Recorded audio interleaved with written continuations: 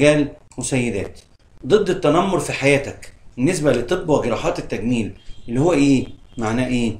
اما نشوف راجل او شاب في شغله او بيلعب في النوادي طبعا هتفتح خلاص، او في وسط اصحابه او متجمعين مع بعض، بتلاقي الشباب اصحابه يقولوا له ايه؟ حلو قوي التيشيرت اللي انت لابسه ده، فيه منه رجالي؟ دي معناها ايه؟ معناها ان هم ملاحظين ان في جسمه حاجات زي ظهور تسدي واضح في جسمه، او ملاحظين ان ظهور بعض علامات الثديين اللي بدأت تظهر تحت عضلاته، فبيقولوا له الجملة دي كنوع من انواع التنمر. في جزئية تانية، في بنت في شغلها ناس يعني معرفة سطحية شوية يقولوا لها ايه؟ هو انت حامل؟ هم عارفين انها انسة بس يغلسوا عليها بجملة هو انت حامل؟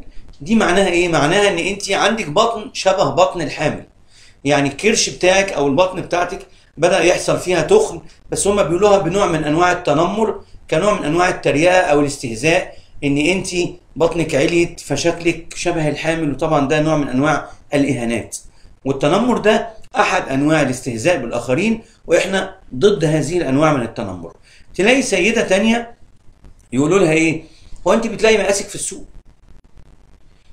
واحدة تانية يقولوا لها كلمة كده مش عارف اذا كان معناها المفروض تتقال ولا ما تتقالش، بتتقال على الفخدين، يقولوا لها ايه؟ انت فخدتي. ايه فخدتي؟ دي كلمة ما بتتقالش، بس دي معناها ان الفخدين بتوع الآنسة دي بدأت تبقى اكبر من الحجم المعتاد.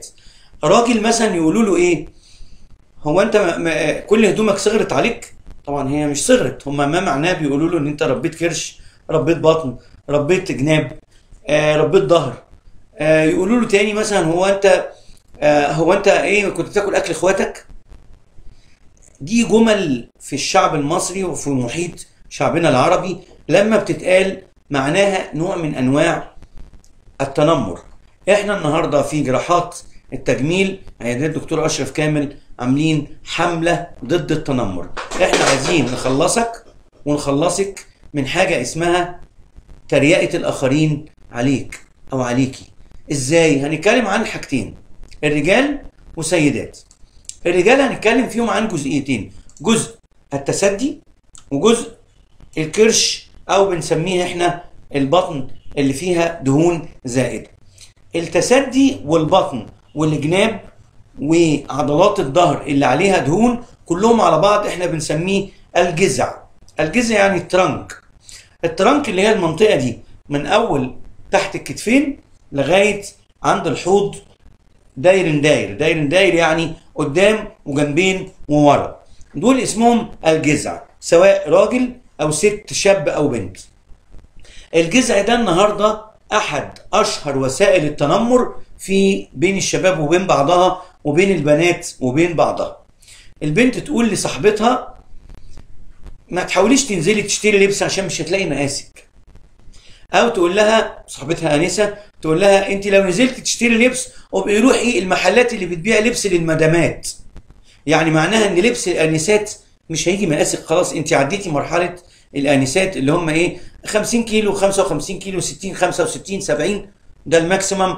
فدي معناها ان البنت بتقول لصاحبتها روحي دوري في لبس ايه المتزوجات اللي هم فوق ال 75 وانت طالع. طب علاجنا ايه النهارده؟ علاجنا ان احنا بنقول يعني شايفين مثلا في الفيديو عندنا عضلات مرسومه كويس قوي بنحت القوام باستخدام اجهزه الفيزر والجيب لازم. طبعا دي احنا عشان ما حدش يقول ان دي صور معمول لها فوتوشوب وبتاع مش عارف ايه، لا، كل الصور دي حالاتنا وليها صور وفيديو. هتلاقي في فيديو قبل العمليه وفيديو بعد العمليه وصور قبل العمليه وصور بعد العمليه. ده انسان كان عنده تسدي، عنده كرش واضح، عنده جناب، وهو بعد العمليه مباشره الصوره الثانيه اللي على اليمين دي اللي فوقها الدبوس، هتلاقي العضلات متقسمه بالنحت بالفيزر والجلد شدناه بالجيب لازمه عشان ما يحتاجش شد بطن. هتلاقي الثديين اختفوا خالص. طبعا في حاجه اسمها الاتش دي والبعد الرابع اللي هو رباعي الابعاد، انا قلتها قبل كده بس هشرحها تاني. رباعي الابعاد يعني المريض بنعمله ببنج موضعي علشان وهو نايم خالص ببنج كلي ما ينفعش نجيب البعد الرابع، لازم ندي بنج موضعي عشان البعد الرابع مرتبط بحركة الدراعين. يعني انا بحرك الدراعين مرة كده وانحت، وحرك الدراعين مرة كده وانحت، وحرك الدراعين مرة لورا كده وانحت عشان ارسم عضلة البنش، لان عضلة البنش مكونة من 3 اجزاء، منطقة وسطى وجزء علوي وجزء سفلي والجروف اللي هنا او الخط اللي هنا. شايفيني وانا برسم؟ طبعا احنا ده قبل العملية، احنا بنرسم على الواقف، ما بنرسمش ابدا وهو المريض نايم. ليه بنرسم على الواقف؟ عشان اثناء العملية نشتغل رباعي الابعاد. انا برسم على الواقف، وانا برسم هتلاقيني بحدد المناطق اللي هنحت فيها العضلات، واللي هنحت فيها ما بين العضلات، واللي هنحت فيها الفي لاين اللي انا برسمه دلوقتي اللي لونه ازرق دوت في لاين، علشان الراجل وهو واقف من غير ما يعمل الحركه بتاعت الرجل الاخضر دي اللي احنا مشهوره دي، تلاقي في حرف الفي كبير كده ماسك من اول عضلات الصدر الى عضلات الحوض تحت وما بينهم. وهتلاقيني برسم اهو الجاينيكوماستيا. الجاينيكوماستيا دي ليها درجات، ودرجه اولى وثانيه وثالثه ورابعه، كل درجه ليها رسمه معينه. ده الشكل قبل الرسم وده بعد الرسم، وهنشوفه بعد العمليه شكله بقى. شايفين الكرش ده؟ بيسموه الكرش في مصر، لكن هو اسمه البطن، دهون البطن الزائده. اهو الراجل بعد ما عملنا العمليه، شايفين كويس قوي البطن منحوته، الراجل ولا شافط ولا حاجه، الراجل ده طبيعي، ده شاب في رينج ال 30 سنه. شايفين عضلات رسمه جسمه زي ما يكون بيلعب رياضه في الجيم بقاله 15 سنه فاتت. طبعا رسمنا محيط الوسط، الجناب، رسمنا عضلات الصدر، كل ده من خلال ثقوب صغيره. يعني في ثقب صغير هنا وثقب هنا، وفي ثقب فوق الصوره صغيره قوي حوالي 2 مللي، وفي ثقبين تحت الحزام بنسميهم بيكيني لاين عشان ما يبانش خالص ان هذا الرجل او هذا الشاب عمل عمليه نحت دهون رباعي الابعاد. اهو شايفينه مقرب قوي، شايفين الخروم الصغيره دي هي اللي انا برسم منها العضلات. شايفين الوسط مرسوم ازاي؟ كان قبل العمليه كان عامل زي ما يكون عنده نص كوره هنا ونص كوره هنا. اهي الرسمه واضحه جدا، حتى بقايا الرسم موجوده في الصوره، وواضح جدا العلامه المائيه بتاعتنا علشان محدش يفكر في يوم من الايام ياخد الفيديوهات دي يحطها على الصفحه بتاعته. بالمناسبة أحد الصفحات بتاعتنا وصل 20,000، وده طبعا نشكر مجهوداتكم ونشكر متابعتكم ونشكر كل متابعينا، وعايزينكم تشوفونا على اليوتيوب وعلى الفيسبوك وعلى الانستجرام، لأن كل واحد من دول أنا عارف إن كل واحد منكم ليه هوايات. في حد بيحب يخش على الانستجرام كتير، حد بيحب يخش على اليوتيوب يشوف كل الفيديوهات القديمة، وفي فيديوهات جديدة هتلاقونا تباعا في الأسبوع 3-4 فيديوهات جداد وبوستات وصور عملياتنا.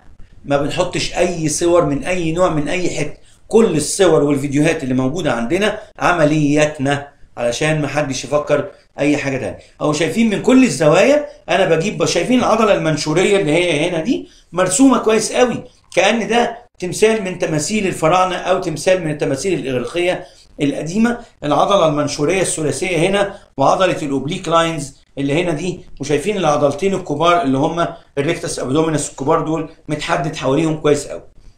يبقى احنا هنا بنتكلم عن نحت رباعي الابعاد باستخدام الفيزر والجي بلازما. في طريقه لرسم ونحت العضله وهو العيان صاحي، برسمه على الواقف وبرسمه تاني بالجهاز وهو نايم. اهو شايفين قبل وبعد، طبعا واضح جدا الفرق. النحت واضح جدا من الصورة الأمامية زي ما احنا شايفين. النحت هو ده نحت التماثيل، بس احنا هنا مش بنتكلم في التماثيل، بنتكلم في الإنسان رباعي الأبعاد. التمثال مفيش تمثال رباعي الأبعاد عشان نعرف أقصى تمثال في العالم ثلاثي الأبعاد. أما البني آدم لأنه بيتحرك، ولأن أنا برسم له البعد الحركي أثناء العملية، زي ما قلنا بنحرك كل العضلات ونظهر كل عضلة في زوايا معينة وننحت الدهون ما بين العضلات. الآلات اللي معايا دي علشان نركز كويس قوي بنقول منها ان هي كل آلة من دول ليها استخدام. شايفين كل واحدة من دول ليها سمك معين، طول معين، اهو مش كلهم طول بعض، ليها كيرف معين، ليهم فتحة اهي. انا مش عارف انتوا شايفين فتحة ولا لا، فتحة بطريقة معينة. شايفين دي ليها اكتر من فتحة، شايفين دي تنسيق الفتحات شكله مختلف. يبقى كل واحدة من دول بتديني انطباع انا هرسم ازاي، هنحت ازاي. احنا بنتكلم دلوقتي عن نحت الشباب والرجال عالي التحديد رباعي الابعاد، عشان ما حدش يتنمر عليك، ما تسمحش لحد يتنمر عليك، لان اي حد في الدنيا لو جينا نتكلم عليه هنلاقي عنده دهون زائده في حته في جسمه. لو الراجل ركزوا معايا في الاماكن دي، طبعا مناطق الثديين 90% من الرجاله عندهم ولو بنسبه تسدي، بس طبعا في ناس مش باين وفي ناس باين. في ناس عندهم تسدي دهون غدة لبنيه، وفي ناس عندهم دهون بسيطه خالص فمش باين الغدة اللبنيه اللي حوالين الدهون. المنطقه اللي فوق السره اللي هي بنسموها انتوا المعده، المنطقه دي دايما بيبقى فيها تكوينات للدهون، خصوصا اللي بيركب عربيات كتير او اللي ما بيتحركش كتير، او انا بسميه بطن وكرش المدير. يعني ايه كرش المدير؟ يعني انت وانت موظف صغير كنت بتتنطط وتروح وتيجي وتطلع وتنزل، تركب مواصلات وتركب وتطلع على السلم، مفيش مشكله. لما بتترقى وتبقى كبير في وظيفتك بتبدا شغلك يقل ومجهودك يبقى ذهني اكتر منه حركي، فتبدا تكون دهون في منطقه البطن في منتهى الخطوره على شرايين القلب. دهون البطن عند الرجال بالذات في منتهى الخطوره على شرايين القلب. شايفين النحت هنا باين جدا جدا حرف البي المنحوت بعد العمليه وتقسيمه السكس باكس اب اللي موجودين عندنا، باين جدا طريقه الرسمه اهو. شايفين انا بحدد هنا وبقول الرسمه دي ماشيه ازاي. هكمل تاني على شرايين القلب. في منتهى الاهميه ان دهون البطن نتخلص منها اول باول بالرياضه لو قدرت، ولو ما قدرتش يبقى بنحت رباعي الابعاد في طب وجراحات التجميل عندنا. ليه؟ لان دهون القلب بتعمل 3 عيوب كبار ومضاعفات كبيره. العيب او المضاعفه رقم 1 انها بتضغط على الشرايين وبتاثر على شرايين القلب، بتزود معدل حدوث الذبحه الصدريه او قصور في الشرايين التاجيه، وبالذات عند الرجاله اللي عندهم استعداد. الاستعداد ده بيجي منين يا جماعه عشان نبقى عارفين؟ بيجي من والدك او جدك او خالك او عمك عنده قصور في الشريان التاجي، فانت في احتماليه انك انت تكون وارث هذا القصور منه بس لسه ما بانش. تيجي انت تزود هذا الاحتمال بانك انت عضلات بطنك تضعف ويجي يتكون فوقيها دهون، يبقى انت كده بتقول لقصور الشرايين التاجيه او الذبحه الصدريه تعالي لي بسرعه. حاجه تانيه اللي هي معدل حدوث مرض السكر مع الناس اللي عندهم كرش او ده تسدي. شايفينه ده حد من بره مصر، كان من دوله افريقيه، كان جاي لنا مخصوص اهو. شايفينه كويس قوي. هم عندهم نوعيه الهرمونات عندهم في الاكل بتاعتهم ممكن تكون عاليه شويه، فبدا يظهر عنده تسدي. طبعا كان مكسوف جدا وكان بيشتغل في حته غالبا مزارع، فكان بيتكسف يقلع او بيتكسف يلبس ضيق، وكان دايما يلبس لبس شتوي في الصيف، يلبس لبس شتوي في الصيف. طبعا عندهم الحر هناك درجه الحراره 40 وانت طالع، فجالي مصر مخصوص علشان نعمل له هذه العمليه. خلوا اسم البلد عشان بس ما يتضايقش، البلد ما يتضايقوش. بعد ما العمليه خلاص بقى فلات خالص، قال لي انا كده هروح هلبس اخف لبس عندي ويمكن ما البسش وانا في الشغل، عشان كده انا فخور بنفسي وفخور بالتسدي اللي راح. نرجع تاني لل3 حاجات المضاعفات بتوع عضلات البطن. السكر، عضلات دهون البطن بتزود معدل السكر عند الرجال والسيدات.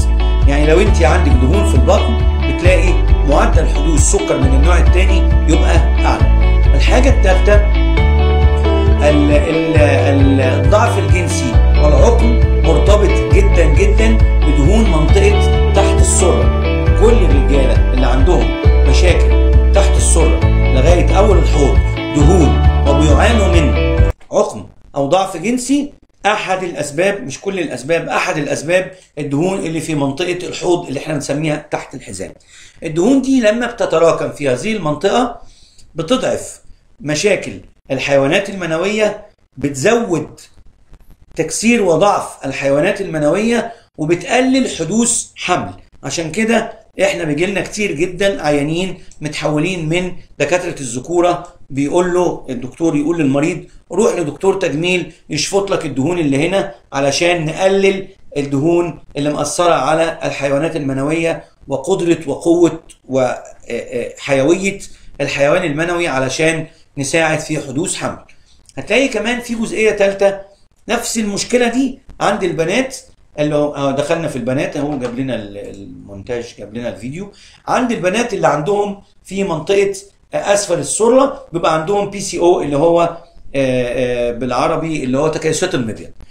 شايفين هنا ان ده نحت رباعي الابعاد بالنسبه للبنات والسيدات. دي طبعا معمول لها بريست اوجمنتيشن، تكبير ثديين، بس طبعا احنا لازم نشوش على الصوره علشان سياسه الفيسبوك وسياسه اليوتيوب. شايفينه فوق في لازقين بلاستر كده، احنا عاملين تكبير ثديين باستخدام حشوات السيليكون عشان ندي القوام اللي انتوا شايفينه ده، وعاملين لها نحت في منطقه الوسط، وعاملين لها نحت في منطقه العضلات الاماميه، وعاملين لها الكيرف اللي هنا اللي هو حرف الفي اللي على جنب، وعاملين لها حرف الفي اللي داخل جوه المايو. دي معمول لها تكبير ثديين ونحت دهون رباعي الابعاد باستخدام جهاز الفيزر والجيب بلازما فقط، مش معمول لها اي حاجه تانية.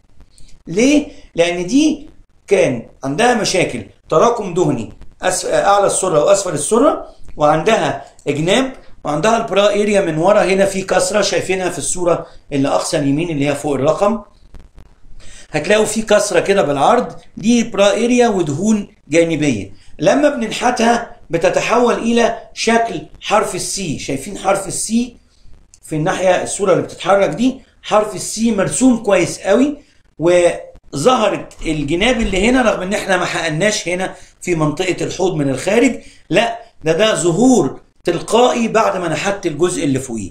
في بعض البنات بتيجي بتقول لي انا ما عنديش جناب. لا، انت عندك جناب، بس الناس بتتنمر عليكي وتقول لك انت عامله زي الشوال. انا اسف في الكلمه طبعا، ده نوع من انواع التنمر وانا ارفضه وانا مش موافق عليه. بيقولوا لها انت جسمك عامل زي جسم الشوال. جسم الشوال يعني اللي هو المستطيل، احنا بنسميه في طب التجميل اللي هو ورقه الجرنان. ورقه الجرنان اللي هو الجرنان زمان كان اللي هو مستطيل.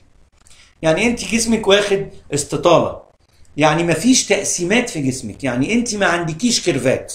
فدي اهانه للبنت ان لما يقولوا لها ان انت ما عندكيش كيرفات وجسمك عامل زي ورقه الجرنان او عامل زي الشوال. دي معناها ان انت محتاجه تعملي حل للكيرفات بتاعتك. طيب العيب في الجناب اللي هي الهيبس، جناب الحوض، ولا العيب في الوسط؟ بنسبه 65% العيب بيكون في الوسط. الوسط هو اللي عالي، مش الجناب هي اللي ايه اللي فلات. لا، انا لما ادخل ده جوه يعني اعمل له انحراف للداخل او انحناء للداخل اللي هو حرف السي اللي جوه زي الفيديو اللي احنا شايفينه، يبدا يظهر الهبس من هنا، ويبدا يظهر ان الجنبين دول مساويين للكتفين اللي هو شكل ازازه الحاجه الساقعه او شكل مارلين مونرو او هند رستم لو احنا ايه بنتكلم على مصر. شكل هند رستم ده بيتعمل بنحت الدهون في جلسه واحده في خلال 40 دقيقه. طب انت محيره نفسك ليه وتسمحي ليه للناس انها تتنمر عليكي وتقول لك انت بتلاقي مقاساتك في السوق، انت ليه دايما بتلبسي واسع، انت ليه دايما بتلبسي جواكت رغم ان احنا في الصيف؟ يعني في بعض البنات تحب تداري مشاكل العيوب الدهنيه اللي موجوده في جسمها، اهي زي دي مثلا. دي نحت دهون، لما اتنحت اهي دي واقعيه جدا جدا جدا، قبل وبعد، الصوره قبل والصوره بعد. وفي الخرمين البيض الصغيرين، شايفين البلاستره البيضاء اللي مرزوقين تحت الحزام دول هو البيكيني لاين. احنا عملنا كل البطن من الثقبين اللي انتوا شايفينهم دول اللي هم في اقصى يمين الصوره. يمين الصوره بالنسبه لي، مش عارف بالنسبه لكم، بس طبعا واضح قبل وبعد. الخرم الصغير ده بندخل بيه بالاله اللي زي كده، نلف حوالين الكيرفات، يعني نعمل الكيرفات باستخدام آلة زي كده. طبعا الآلة دي مش هو ده طولها الوحيد، لا، في أطوال كتير وفي زوايا كتير في الآلات، يعني في زاوية 45 درجة وفي زاوية 30 درجة وفي زاوية 15 درجة وفي زاوية 90 درجة. 90 درجة يعني واخدة كيرف كده كأنها عاملة زي صباعي كده. ليه؟ علشان أجيب الدهون من كل زوايا الجسم. زمان كانت كل الآلات بتاعتنا كانت مستقيمة كده، فما كنتش اعرف اعمل نحت دائري او نصف دائري او حرف السي، ما كنتش اعرف اعمله. كنت لازم افتح اكتر من ثقب واخش من اكتر من زاويه علشان اعمل حته زي منطقه البطن هنا. لا، انا منطقه البطن هنا ممكن اخش لها من الجرح اللي تحت الحزام باستخدام الكانيولا اللي هي ليها كيرف زي كده. ليه؟ اهو ده القديم وده الجديد. ده برضو بستخدمه حاليا، بس بستخدمه في زاويه معينه لما اكون عايز ارسم الجروف ده، او ارسم الجريك لاين اللي في النص. انا محتاج حاجه مستقيمه زي كده. الجريك لاين بفتح خرم صغير 2 مللي اهو، شايفين انا بوري هنا بوضح قوي 2 مللي من جوه السوره. شايفين اللي في النص ده اهو باين قوي هنا، حتى العظم بتاعها بدا يبان. الصوره الثانيه ما كانش فيها عظم اصلا. طبعا اللون الاحمر ده مش دم، لا ده الرسم اللي قبل العمليه عشان ما تتخضوش. اهو القلم الماركر فوق كمان، احنا اصلا ما طلعناش فوق، بس دي العلامات بتاعه القلم الماركر بتاعه قبل العمليه. اهو شايفين الحوض، الكيرف اللي داخل جوه الحوض اللي هي فورمه الساحل او فورمه البيكيني. احنا بنرسمها ليه؟ عشان البنت او السيده لما تقف قدام المرايه تبقى معجبه بروحها، تبقى مقتنعه وعندها ثقه بالنفس. ما حدش يجرؤ يتنمر عليكي. انا معاكي ضد التنمر، ما تسمحيش لحد يتنمر عليكي. عندك عيب في الدهون او ديفو او اي مشكله، نشوفك. بلاش احنا يعني روحي لاي دكتور تجميل. ما تسمحيش لحد يتنمر عليكي. جميله جواكي وهتبقي جميله ان شاء الله بعد نحت رباعي الابعاد. طبعا هنا النحت مرتبط بالحاله قبل العمليه. شايفين الدهون اهو اللي انا ماسكها عماله اضغط عليها، ودي بعد العمليه. طبعا الخطوط اللي باينه دي اللي هي لونها احمر واسود او فاتح شويه، دي الالوان اللي احنا بنرسم بيها قبل العمليه زي ما شفتوني في فيديوهات سابقه.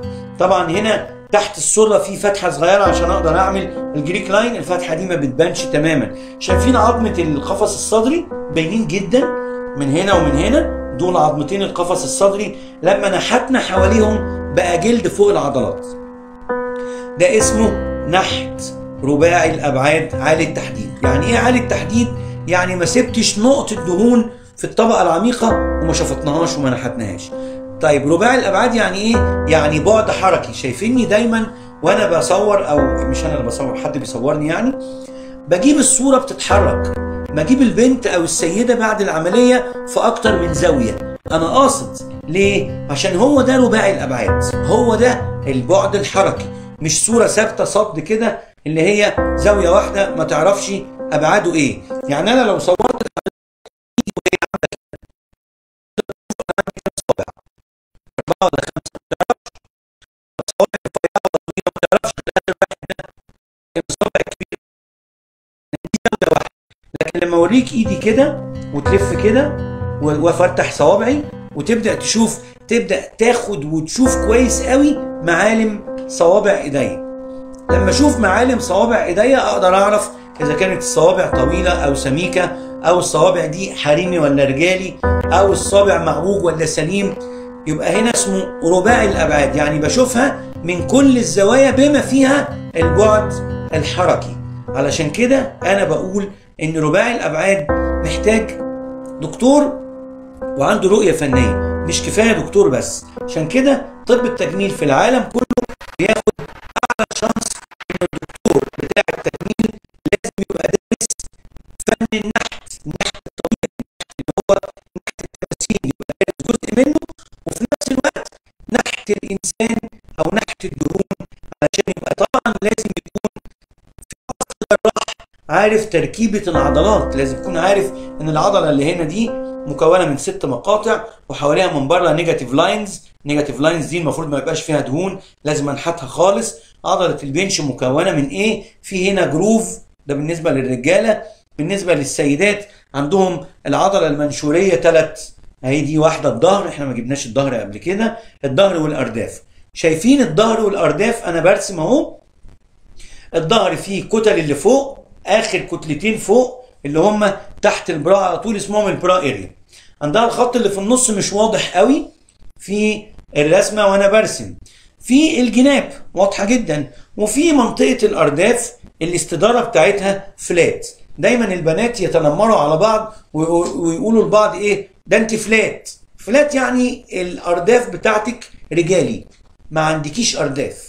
معناها ان انا بتنمر عليكي بطريقه اني انا بتريق ان انت مش انثى، انت راجل، او انت مسترجله، انت ما تروحي ربي شنب بقى، ويبداوا يتنمروا على بعض البنات والانسات.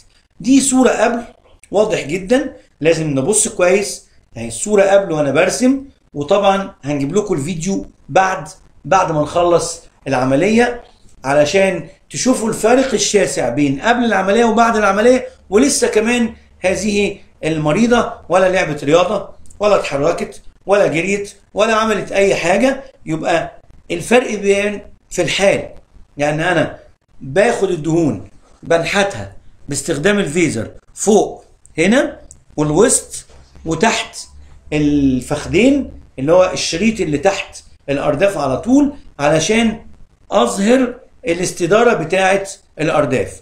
وناخد الدهون دي باستخدام كانيولات تشبه دي كده بس نوع تاني، علشان احقن بيها في الارداف دهون. طب ايه فايدة حقن الدهون؟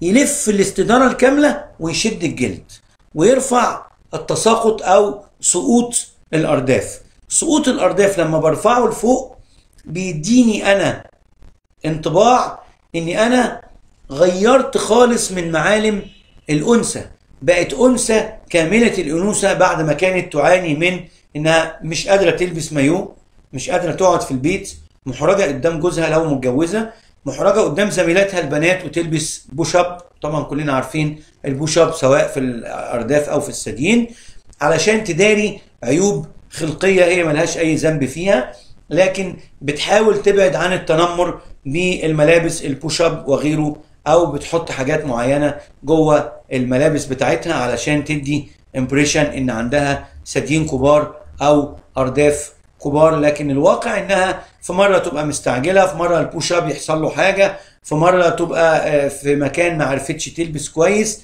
فيبدأ التنمر بتاع أصدقاء، سواء أصدقاء الشغل أو أصدقاء النادي أو أصدقاء الجامعة أو أي أصدقاء في أي حتة، ودول مش أصدقاء أصلا.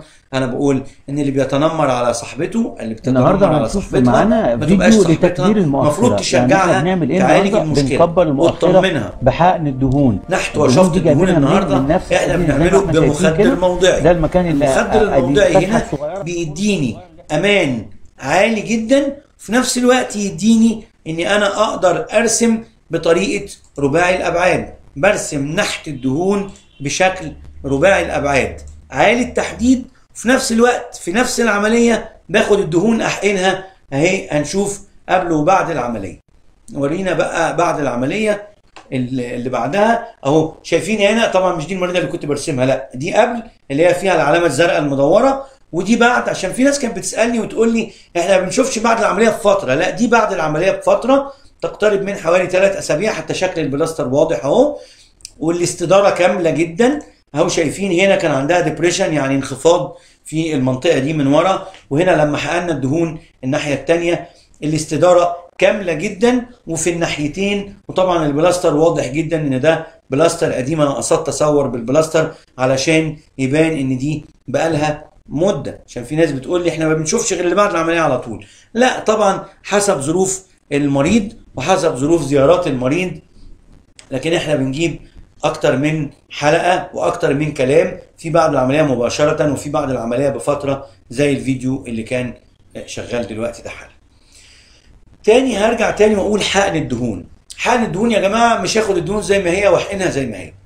انا عندي مثل قديم احب اشرحه للبنات والسيدات هيفهموه كويس قوي. كانت زمان جدتك او والدتك قبل اختراع الخلاط كانوا بيعصروا الطماطم ازاي؟ كانوا بيعصروا الطماطم في مصفى. ده وصف تجميلي انا بقوله في المؤتمرات عشان ما حدش يفكر ان احنا بنقول حاجه مش قريبه من شغلنا، لا قريبه من شغلنا. كانوا بيجيبوا الطماطم يقطعوها يحطوها جوه مصفى ويحطوا تحتيها وعاء حله مثلا او غيره، وست البيت اللي هي جدتك كانت تعصر بايديها الطماطم لغايه ما تصفي. العصير الصافي ينزل في المصفى والشغط او الشوائب تعلق فوق المصفى عشان مش هتعدي من الخروم الصغيره. طريقه حقن الدهون النهارده احنا بنعملها بطريقه تشبه كده بس طبيه. يعني ايه طبيه؟ يعني احنا لما بنشفط الدهون من حضرتك مش بناخدها زي ما هي ونحقنها زي ما هي بالشوائب ببقايا ميه ببقايا محلول ملح احنا حاقنينه، لا احنا لازم نفلترها على وعاء طبي معمول من ماده زي الفايبر جلاس او الازاز. الوعاء ده فيه فلاتر معينه بتفلتر لي الشوائب، زي فكره المصفى اللي انا شرحتها، بس دي يدوي، لكن الجزء بتاعنا احنا جزء طبي تقني عالي جدا. بنفلتر هذه الدهون وناخد الستيم سيلز، الخلايا الجذعيه اللي هي امهات خلايا الدهون. بناخد امهات خلايا الدهون دي ونحط عليها بلازما اللي هي البي ار بي. كده يبقى احنا قوينا الخلايا وخدنا الخلايا السليمه، ونستبعد الخلايا المكسره او اللي لا تصلح، واخد الخلايا دي احقنها تاني في الارداف او في ظهر الايدين او في الميزوليبيال فولد او الوش، زي عمليه كيم كارديشيان. احنا هنشوف العمليه دي انا مسميها كيم كارديشيان، بنشوف يمكن الرسم دلوقتي واضح معانا. نحقن في العرقوب، انا بكمل الحقن وبكمل معاكم الفيديوهات نحقن في العرقوب، نحقن حوالين الركبتين، نحقن في وش الرجلين، نحقن في احيانا في الثدي، بس انا يمكن لا اميل قوي للحقن في الثدي، بميل قوي للسيليكون في الثدي لان السيليكون بيدي دراماتيك ريسبونس، لكن برضو احيانا قد نحتاج الحقن في الثدي كعامل مساعد او لانواع معينه من المرضى اللي عندهم حاجه اسمها تيوبولار بريست او نوع معين من انواع العيب الخلقي في الثديين ممكن نصلحه بحقن الدهون.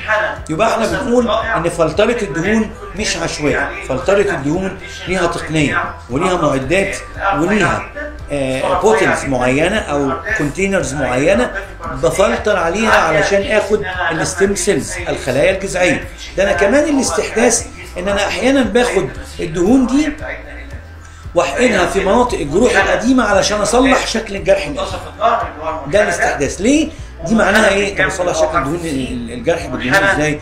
لانها تعادل الخلايا الجذعيه، يبقى بتنفع ان هنا بدل ما اجيب خلايا جذعيه من البون مارو او غيره بجيب خلايا جذعيه من الدهون المشفوطه، يبقى انا كمان بستخدمها. في بعض دكاتره العظام مش احنا بيحقنوها في مفصل الركبتين الدهون دي، بس طبعا بتبقى او شايفين هنا بعد العمليه انا بشرح الكيرفات، في حرف السي لورا وفي حرف سي جانبي انا اهو بقول، وفي حرف سي اللي هو الارداف اهي باينه الصوره جدا جدا من كل الزوايا، عشان في بعض الناس بتقول لي ما هو الصوره يا دكتور بتيجي من زاويه. صح، الصوره تيجي من زاويه معينه، لكن الفيديو ملوش زاويه. الفيديو ده اللي بيصور هنا هو بيصورني بيلف من كل الزوايا. ليه؟ علشان اوريكم ازاي بنقدر نعمل رسم. اهو شايفين الصوره كويس قوي اهي من كل الزوايا، دي صوره جانبيه، الثانيه صوره كانت من عند رجلين المريضه. دي انا مسميها عمليه كيم كارديشيان، نحت الخصر وتكبير المؤخره. انا هنا دايما بقول ان النحت فن، نحت التماثيل، والنحت الدهون فن اخر، بس الفن ده محتاج مجموعه حاجات اقولها لكم. محتاج رقم واحد خبره عاليه، مش بتكلم على نفسي انا بتكلم. رقم اثنين اللي طالعه بره بتاعت علم، لان ما ينفعش خبره بدون علم. زي اللي بيبني عماره وما بيعرفش عدد سياخ الحديد اللي يحطها في العمود قد ايه، هيبنيها حلوه وكل حاجه بس هتقع. يبقى محتاج خبره زائد علم. الخبره يعني سنين وتعب ومجهود ودراسات ومؤتمرات ومحاضرات وشهادات علميه، دي سنين. وطبعا خبره اشتغل كتير واشتغل مع اجانب وسافر هنا وسافر هنا، ما ينفعش الخبره تتاخد من مكان واحد او من شخص واحد. زائد علم، زائد الحاجه الثالثه تقنيه. تقنيه يعني اجهزه.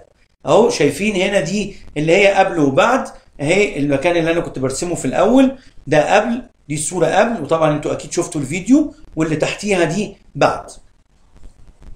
التقنيات هنا ما ينفعش خبره وعلم وانا بسوق بايدي، مش كفايه، لا لازم اجهزه. وانا بستخدم هنا ليه الفيزر والجي بلازما، هي واضحه جدا.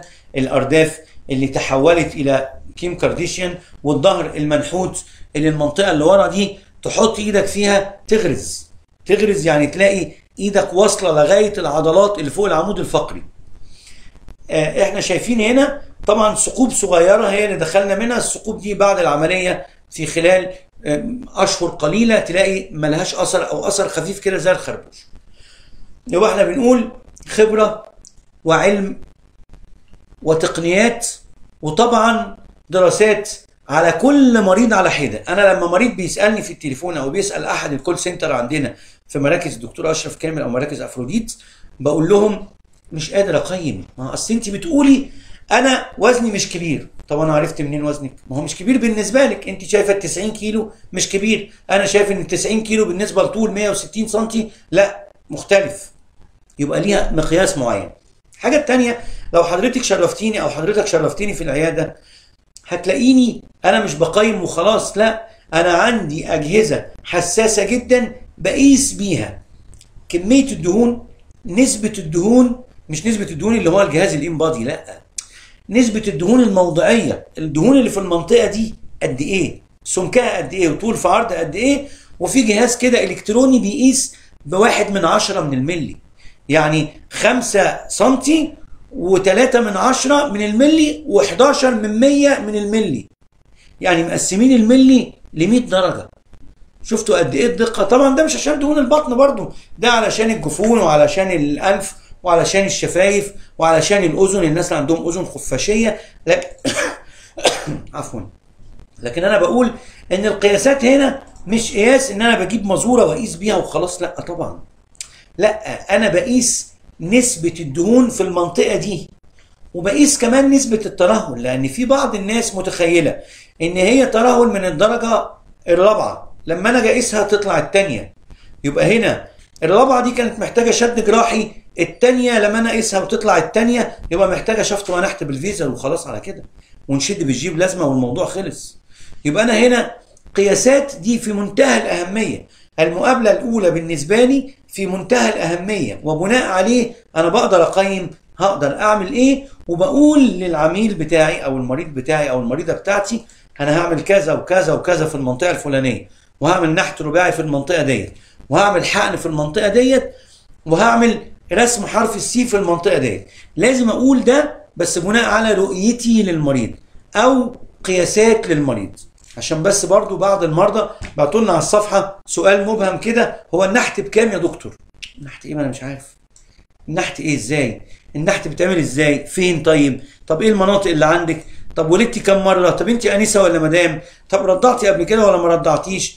يا جماعة المريض على بعضه اسمه كاستمايز، يعني انا بفصل العملية وخبرة السنين والعلم اللي انا درسته والحاجات اللي انا شفتها في حياتي كلها عليك انت شخصيا او عليك انت شخصيا، مش 1+1=2. الطب مش كده، هو مش حرارتك كام 38 خد بنادول، لا، ده موضوع.